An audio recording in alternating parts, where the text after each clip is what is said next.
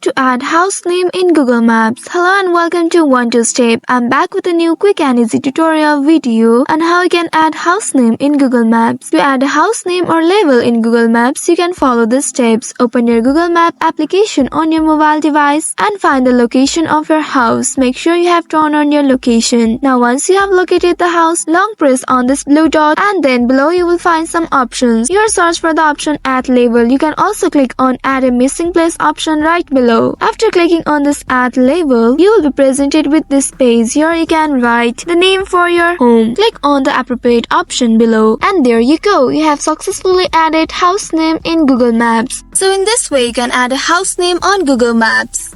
That's all for today's video. Thanks for watching till the end. If you found this video helpful, don't forget to like, share and subscribe the channel. Also hit that bell icon to get notifications on more such helpful tutorials. See you in next video. Stay connected.